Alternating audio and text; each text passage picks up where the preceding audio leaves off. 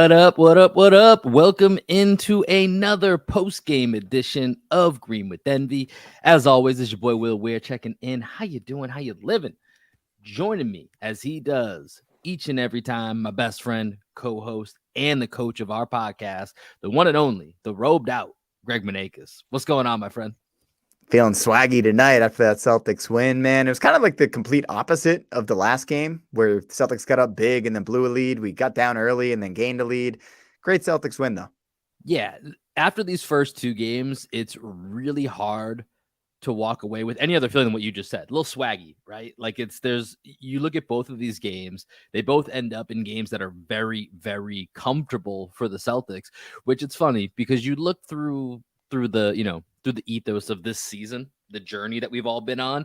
And as fans, we get so crazy over an 82 game stretch that we really have to, and it's tough for us to do because a lot of times we'll just be like, guys, it's fucking 82 games. We got to calm down here. But we get so used to this rise in emotions of something is going to go wrong. And over 82 games, of course, shit goes wrong. But now you look at what this team has been to start the playoffs, and it's hard not to be a little chesty right now. Got to be chesty. Feeling great about Derrick White. Feeling great about Jason Tatum. Rob Williams looks good. So much to get to in this second domination of the Atlanta Hawks. Yeah, no beating around the bush here. Let's do what we do every time we come on live right after the post-game show, and let's queue up a morning box score. Boston Celtics tonight take a 2-0 series lead against the Atlanta Hawks in the best-of-7 series. Game flips to Atlanta on Friday night. Celtics win 119-106, holding down home court advantage inside the TD Garden. For the Hawks, Trae Young had 24 points. Their story of the night, though, really was DeJounte Murray, who had 29 points, 6 rebounds, 6 assists, at least giving them a chance at different points in this game. DeAndre Hunter also chipped in with 18 points and 12 rebounds and 18 points for Bogdan Bogdanovic off the bench. Let's flip over to the Celtics. And, Greg, you already kind of touched on it, a guy that we're just going to have to talk about, and it feels like we talk about him every single game. Derrick White, 26 points, 7 rebounds, 2 assists, 3 blocks, another just phenomenal performance from him. Another double-double from Jason Tatum, 29 points and 10 rebounds, 18 points for Jaylen Brown, 14 for Marcus Smart, and then a really big game off the bench from Malcolm Brogdon. He has 13 points, 7 rebounds, 8 assists, not to mention made the coach a little bit of scratch on the side here, which we'll talk about. Celtics dominate the points inside the paint. They go plus 24, win that 64-40. Greg, like we said, it's hard not to feel good, feel great. Cue the music. It is what it is right now. It's 2-0 Celtics heading to Atlanta. There's a bunch of guys that we could talk about here first. Who's the first one that you want to go with? We got to start with D. White, man. Let's that. Do it. Look at that box score line. 11 for 16. There was at one point, I think he was 11 for 14. I didn't realize how efficient he had been during the game.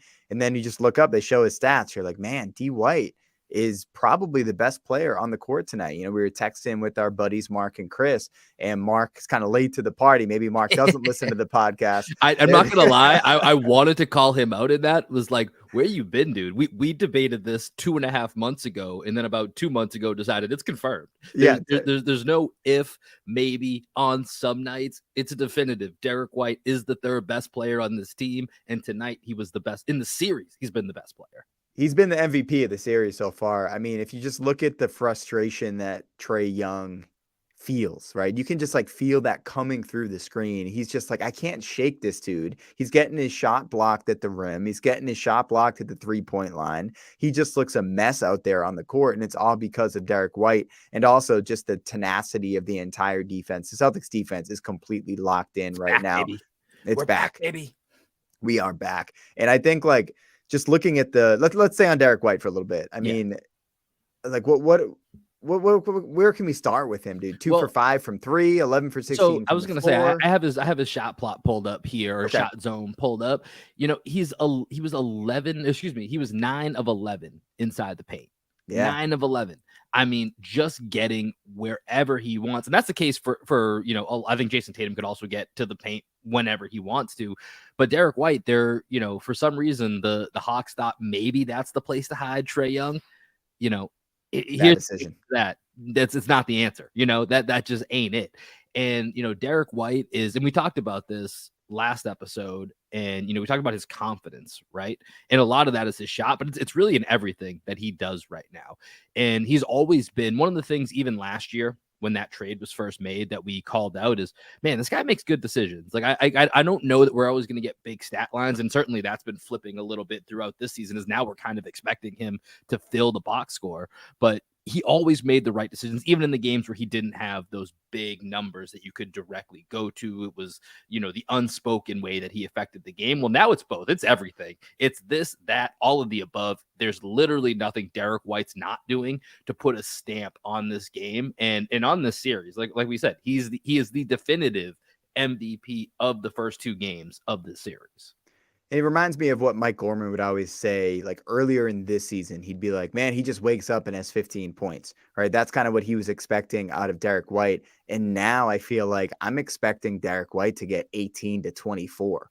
Like if he's not getting 18 to 24 points a night, it's just like, man, something must have gone wrong. And I'm also expecting him to play the third most minutes on the team. We've been touching on this trend in our recent podcast about how Derrick White is starting to outplay in terms of minutes Marcus Smart, and Malcolm Brogdon also had 28 minutes off the bench tonight. Jalen's minutes a little bit down at about 36 minutes tonight. Tatum still around 39. But it seems like Joe is really starting to figure out his rotation for the playoffs right now, which I'm really excited about. Although he didn't call timeouts when it seemed like DeJounte Murray probably could have just, needed a time, used a timeout to cool off a little bit.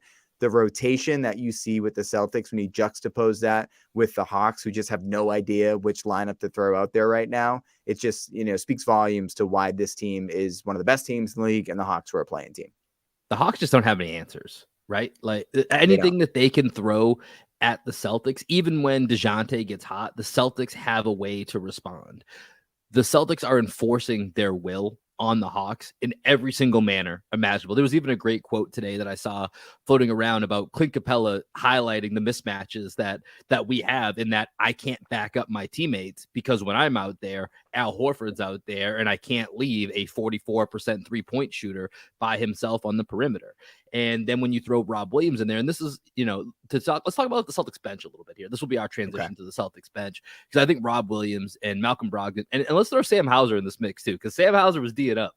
My guy was having a great night on defense. I really enjoyed this, but we talked about how the beginning of this game was kind of flipped around from game one, right? The Hawks came out, got a little feisty, got a little hot from 3-point range, which they're not a good 3-point shooting team. They were 20th in the league in 3-point shooting throughout the year. That's not really their game and their go-to. So when they get hot, they can obviously, anyone can look like a really good team when you get hot from three. Midway through that first quarter, Rob Williams came in and kind of changed that game, got 3 easy looks at the bucket, started, enforcing his will on the defensive end, started, if he got in a switch with Bogdanovich, he was getting that, making sure that he had him kind of pinned to his backside. So it was an easy lob pass to get those layups. And, Rob Williams is looking extremely healthy right now. And I say that with my fingers crossed, knocking on wood. I don't know, whatever else is a rabbit's foot. Is that something people do? I don't know. That's a lucky thing, I guess. Yeah, I don't know, man. I'm trying everything, whatever it could be, to make sure that Rob stays healthy. Because right now, this is much like the defense looks like the defense of last year. Rob Williams looks like the best version of Rob Williams from last year right now.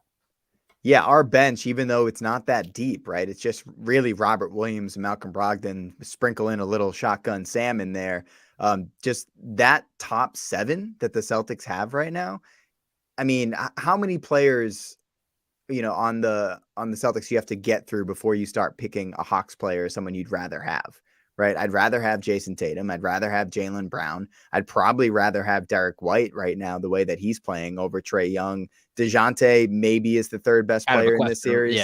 Yeah, but I would say Derrick White has outplayed him to this point. Yeah. So like you're probably at 3 players before you get to DeJounte Murray. And the way that Trae Young has been in this series, just a complete liability. You're probably at probably Marcus, probably Rob, in terms of impact on this series before you get to Trae. And even then, you and I aren't big Trae Young fans. So I'd probably take everybody in the top 7 of the Celtics over Trae Young at this point. But But the it's bench like we that we talked have, about. That's 7 starters. The Celtics don't yeah, have we do have necessarily 7 a bench. starters. They have 7 starters is what they actually have. It's crazy, man. And Rob, to your point, just the impact that he's making in 23 minutes. There are all these like jump balls that happen when Rob Williams is on the court, where it's like all these crazy athletes. Like John Collins is a crazy athlete. Clint Capella is a crazy athlete. Hunter's a really good athlete. Jalen Johnson's a really good athlete. And Rob just always is a Kongu. A Kongu is a really good Yeah. athlete. And Rob's always the one to get his hands on the ball before them. And that is why we call him Bobby Bitcoin. That's why we talk about Rob Williams as this person that can raise the Celtics ceiling to the nth degree. And when he's able to play 23 minutes of really impactful basketball off the bench, it just takes this team to a whole nother level. Yeah, this team just looks phenomenal right now. There's not much else to say in that regard, but just kind of looking at some of the other guys around the rosters tonight. Jason Tatum, just a really easy, nice night. And so here's the thing: I was thinking about this earlier, and it's only been 2 games, but there hasn't been a need for, and this applies to Jaylen Brown as well too. They've both been good. There hasn't been a need for them to be special yet. Now, when you go on the road, I think even with the Hawks, it's a different story. That's when you sometimes need one or both of your stars to be special, to be the guys that are the separators, the differentiators. But knowing what we know about how long and how hard it was to just get to the finals and how beaten up and exhausted the Celtics were to get to the final, or by the time they got to the finals last year, seeing these nights where Jason Tatum can go 12 of 22, 5 of 9 from 3, didn't get to the free throw line. There were a lot of free throws going around in this game, just in general. Shout out to the refs, man. Yeah. Dude, at one point I was like, man, we're gonna get out of here in about 2 hours 15. This was a game that was moving, baby. It was moving around. And so 29 points, 10 rebounds, 6 assists, for him to have that type of night that's not really gonna put too much wear and tear. There's another 2 days coming up here. Like, that's actually really important just in a vacuum of the long term of what the goal of this team is. It doesn't seem super important, but in the long run could be something that's super beneficial to have these lighter nights. This is why it was so important for the Celtics to play the Hawks, man. Like when you see what already happened to the Bucks in the Giannis going out in the very first game, like that could have happened to Jason Tatum. That could have happened to Jaylen Brown if we had went up against the Heat. We didn't think the Heat were going to beat us, but we were always just worried, like, man, playing the Heat, just weird shit happens. And that was more the worry than the Heat beating the Celtics, right? Exactly. It was the physicality and the toll, and knowing that there is zero quit when you play Jimmy Butler and you play Bam Adebayo, and Kyle Lowry is going to do this Kyle Lowry shit. Like that stuff is just going to be, it's going to be annoying as all hell for everyone involved, watching, playing, trying to decipher what's happening. And it's just gonna wear on you. And we'll see what happens in that Bucks series. It sounds like Giannis is gonna play in their game 2 tomorrow. But our buddy texted us, the back injury. Back injuries are not necessarily ones that, like, those kind of linger. Even if you're able to play through it, that's the type of stuff that just lingers around. And that's what we're avoiding with Jason Tatum right now. Now, on the flip, I did want to mention Jaylen Brown and the hand injury. Okay, real quick. Let's take a quick break and then we'll come back. We'll talk about JB. That sounds good.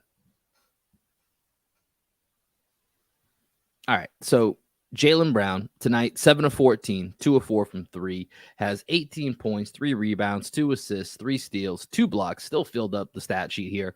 Did have 4 turnovers. And, a few of those did look like they came from the hand that he was, trying to dribble with a little bit. 3 in the first quarter. 3 in the first quarter. Yep. And so, the hand injury is one thing I have been trying to monitor a bit. And 2 things that really stood out to me was the first shot he made of the game, 3-point shot in the left corner. And you saw him kind of, going to that hand almost immediately afterwards. And then right after halftime, he had, I can't remember if it was an alley-oop dunk or not, but he had a dunk at the rim where, same thing, he was kind of flexing that hand once again. And so that is one thing I think that there is to at least keep an eye on. So far, I don't think it's going to necessarily matter much in this series, but it does seem that is something that is at least bothering Jaylen Brown to a certain extent. First of all, is that your boy Jay? That is. What up, Jay? Yo, what up, Jay? Man, I haven't seen Shout out to Jay Arnold in the chat here. I haven't seen Jay in like a decade. What up, boy? Man, yeah, JB, his hand, that just got me so excited that's Jay. JB, speaking of another Jay, JB's hand is definitely a concern, man. I mean, when he goes up to dunk the ball, and immediately looks at his hand and you're worried if it's, if the cut has broken up or something like that. If you've ever had like a really bad cut, that shit hurts for like 6 months after the cut. Like Real quick, you know what it actually made me think of earlier today? Was it last year or 2 years ago when you basically cut your thumb off trying to use scissors like a child? Yes, I was just about to tell that story. So I was moving into a new spot and I was like using these scissors. Long story short, I'm an idiot and I literally almost cut off the tip of one of my fingers, and it looked like Dumbledore's hand in like, was it the 6th book or 7th book of Harry Potter? I don't read. You got to go by the movies. Okay. And that finger, still to this day, I can still feel it pulsing sometimes. Like, it was so messed up from that. Like, I can't even imagine the pain that JB is playing through right now with a cut seemingly as deep as it was, where every time he does anything with it, he says that he can feel it and he's conscious of it and that it hurts him. So hopefully he can learn to play through this pain, just like he's learned to play with the mask. Today wasn't the greatest JB game on offense, man. He looked out of it on the offensive end. I thought he played pretty good defense for the most part in this game, but offensively he was a mess. I thought he made a lot of bad decisions. He was only 7 for 14, so he didn't like overshoot the ball or anything like that. But there's one play in particular, late shot clock situation. He has the ball on the right wing, Marcus Smart wide open in the corner, and JB just literally, I don't know if he didn't see him out of the peripheral because of the mask or he just ignored him, but he ended up taking like a sidestep 3 that he drained, but it was just like a weird shot for him to take. It was like, Smart's right there wide open. Like, I know Smart like shoots the ball too much sometimes, but that's probably the pass that you should make and the shot that we should take as a team.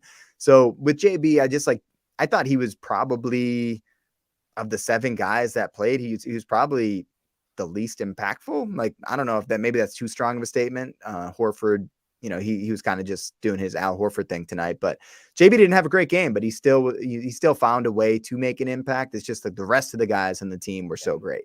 Yeah, I mean, I think of, when you say he played good defense, I think of that, that block he had on DeJounte Murray in, I don't know if it was the end of the 3rd or early in the 4th quarter where Rob was also there. So even if JB were to miss the block, Rob Williams was right there to clean it up as well.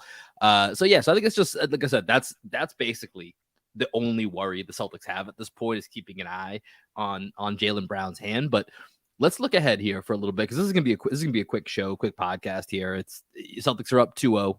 Feeling good, feeling great.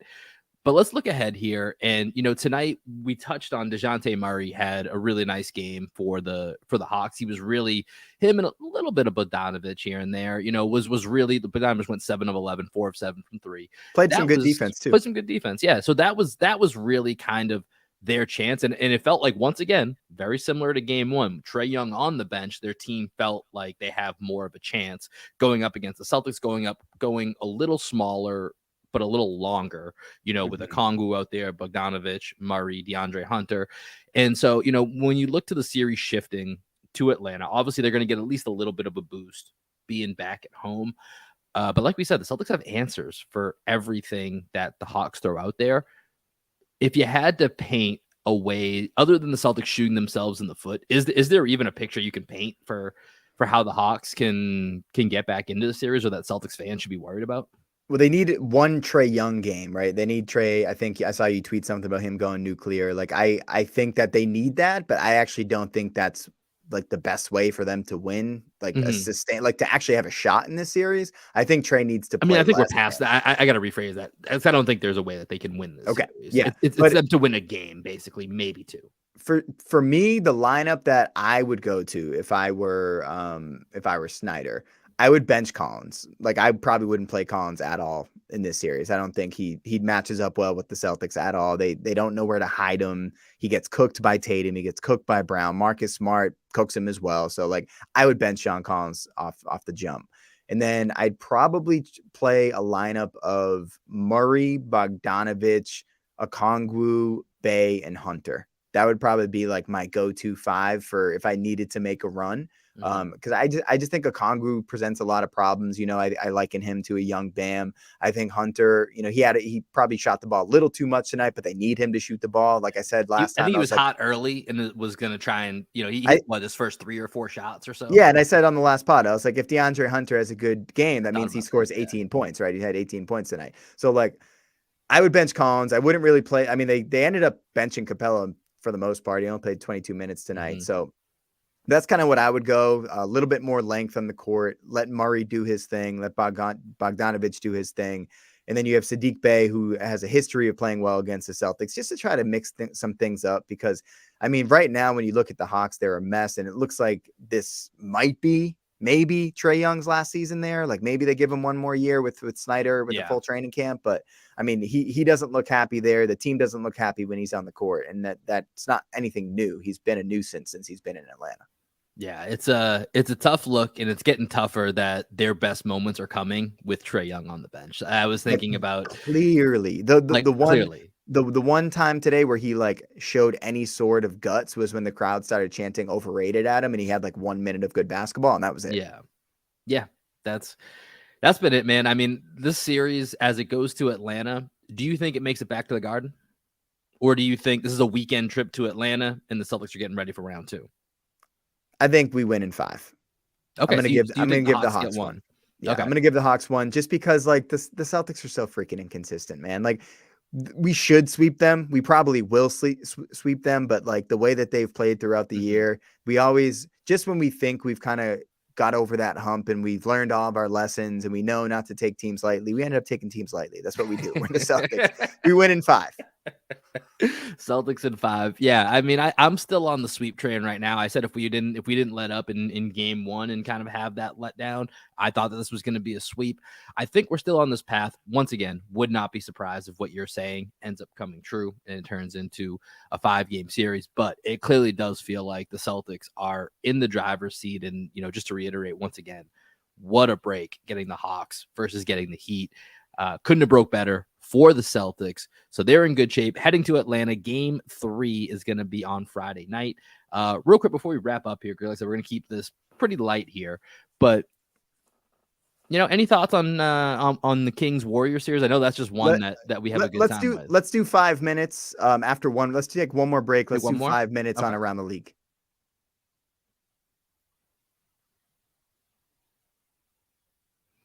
All right, so let's do a quick check-in here around the league. We already touched on a couple of the Eastern Conference series. I know that right now, as we're recording, Cleveland is up 23 on the Knicks. Darius Garland was going off at, I think, 30 points in the first half in that one. So it looks like that is going to be tied up 1-1.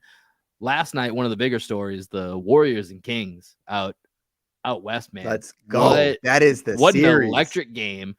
2-0. Light the beam, baby. Light the beam. Kings up. What were your thoughts on that game? We'll talk about the incident here in a second, but what were your thoughts on that game? I just love the Kings, man. They're so good. They're so much fun. Malik Monk having his moment right now. I love the little 3-guard lineup that they throw out there with Mitchell, Monk, and Fox. I think it just matches Mitchell was up. Great last night. Mitchell was a big time X factor. He was playing great defense and then hit that kind of the game-ending 3. Yeah, and there was that one moment where I think it was like 4 minutes left. I know Herter was in foul trouble. He had 5 fouls, but he went to the scorer's table with about 4 minutes to go. And Mike Brown just like took a look at the floor and he was like, nah, bro, come back to the bench. Like Mitchell got this. And he ended up hitting that 3. And that was such a big moment for them. And then Harrison Barnes, like this aggressive Harrison Barnes. Did we forget about the revenge factor? This is the revenge series. He got ditched to the side for the latter part of the dynasty for Kevin Durant. So this is Harrison Barnes' revenge. People forget he's got that ring for the Warriors from the first one. Right. But I just love how they match up with the Warriors. And then when you have Mike Brown, like having been on that coaching staff and understanding how to prepare for them, insider info, and then Wiggins not looking like Wiggins yet. He missed like 3 months, whatever he missed. Like no one's talking about that. There's like, oh, Wiggins is back. It's like, yeah, well, Wiggins isn't Wiggins right now. He's like bricking shots off the side of the glass and just getting cooked off the dribble by Malik Monk whenever Monk wants to go to the rack. So, I mean, I'm not going to count the Warriors out. They've been awful on the road all year. Going back to Golden State, all they have to do is win game 3, and they're in good shape. They're going to start getting their confidence back. But we got to talk about the incident, dude. Yeah. So Draymond versus Sabonis. The stomp heard around the world. Okay, I'll give you my so my initial thought on this was at first, okay, it's clearly a stomp. I'm just gonna say that it's 100%. It's like stone cold, somebody up against a turnbuckle stomp. It's a pretty absurd move. It's Draymond. It's such a Draymond move, and I don't know. Because here's the thing. There's part of me that enjoys his antics for the drama of it. And then there's part of me that just thinks he's an asshole. Like, I don't know. I mean, don't. No. You don't have to think he's an asshole. Draymond Green is an asshole. Okay, that's fair. Yeah. That's fair. I think Draymond Green would say that he himself is an asshole. That's true. He definitely would. He definitely would. But so, like, let me ask you this. They ended up calling because Sabonis did grab, Draymond's leg, whether it was just him protecting his face, whatever, that did happen as well. Would you have been okay if they just called a flagrant 1 on both and kept it moving? Or did it absolutely have to be a flagrant 2 and Draymond just absolutely had to go? There's no way around it. Here's my thing. If they didn't throw him out of that game, I feel like he would have been suspended for game 3. So the fact that they kicked him out of game 2, I feel like he's going to be back in game 3. He has to like have some sort of punishment for that. Dude. he stomped the dude in the solar plexus and then like catapulted himself off of the guy. Like it wasn't cool what he did. It wasn't cool what Sabonis did. But for anyone that's defending Draymond, it's like that was so over the top. You can't just stomp somebody in the gut in the middle of a game. That's like if that happened in real life on the street, like you might be a fight. You'd probably go to jail, dude. You can't just like go in and stomp somebody in the chest. Yeah, my initial like in live time, I was like, I don't think that was like, and like at first I thought it looked worse than it actually was, but after you see the replay 9,000 times, it's like Draymond, what your team is on the edge here, man. Like, what are you doing? Like, just what are you doing? Like, it doesn't make any sense. They have such little room for error, and this is your approach. Like, come on, man. Dude, I mean, he lost in the game. It's the same thing that happened in the finals. Shout out to our guy Ben Valls from First to the Floor.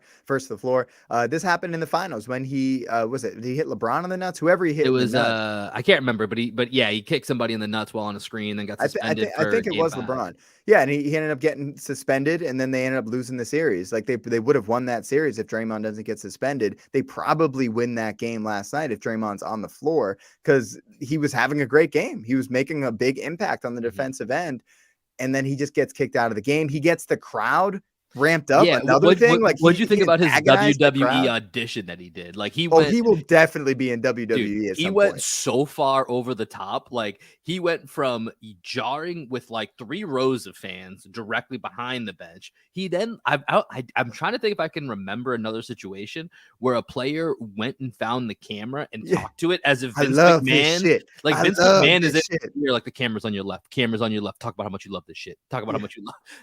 It was like, dude, were you planning this? Like, I know you have like, you want to be in media, you want to be in entertainment, but it almost seemed like you scripted this the way that it was playing out. Like, it was a very bizarre scene.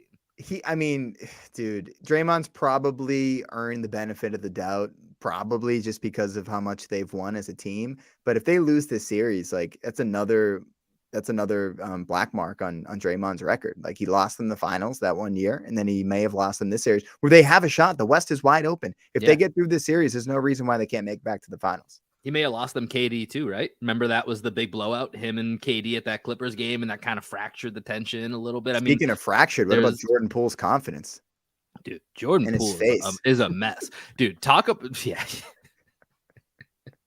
Well done. I was gonna say the season started with a punch, it's ending with a stomp. It's all Draymond's fault. That's kind of the way the Warrior season is going right now. But yeah, Jordan Poole is just an absolute. Talk about a guy that you and I were very high on before he kind of rose into prominence, and now he just seems an absolute mess. I don't know what the hell is going on with Jordan Poole. But yeah, we're gonna have like a player comp conversation in the off season with like him, Maxey, Quickly, Hero, Anthony Simons, like all these dudes that kind of live in the same space. Can we put them into a ring and have them do like a battle? Because they're all like the same type of guy where it's like, yeah, you're cool to have until you're not. So what do we do with you? Let's just throw them into a ring and have a battle royale of these. I'm not sure what to do with you type of guards. And Draymond is the special guest ref. Yeah, who takes a steel chair to all of them and steals the belt and runs away. Oh man. And then the other series last night was Philly, Brooklyn. I think Philly, Brooklyn has kind of a Celtics Hawks feel to it a bit. That should be a 4 or 5 game series in Philly's favor. The one thing I will say that is standing out to me, and last night Tyrese Maxey was awesome in that game. Mm-hmm. And he's gonna have, if this ends up being Celtics Sixers, Max is gonna have to find a way to be awesome in that series. because Harden's having trouble, and the Nets have some good perimeter defenders. Yeah. But Harden is having a hard time getting getting downhill, getting to the bucket. This has been kind of a theme the last year and a half or so with him. And I think with the Celtics, that's going to play right into our hands with the guards that we have available and wings to match up with him. And that's going to be really tough for the Sixers, I think. Yeah, not the greatest series for Harden. As you said, the Nets do have a lot of great wing defenders. So, I mean, it makes sense, especially with their switching style that they play. Harden already has a hard time getting to the rim. That's probably like going up against Mikal Bridges, going up against Dorian Finney-Smith and Cam Johnson, Nick Claxton switching out on you. It's just like not easy to get to the rim against that team. So makes sense. They needed Maxey to step up, and he did. Yeah, that series 2-0 heading to Brooklyn right now. That's going to do it for this episode of Green with Envy. We're going to put a bow on this here. Celtics, Hawks, Friday night. Celtics looking to go up 3-0. Greg, any final thoughts? And then let us know what we're going to hear on the way out. Follow me on Twitter. I'm probably putting out some bets for game 3 because I'm riding a hot streak, baby. Greggy Betts is back. Got the Midas touch. And with that, we're going to play you out with some music from my band down here in Austin, Texas. We are called Black Sheep Optimists, and this one is called Skywalk. Peace, everybody. Peace, y'all.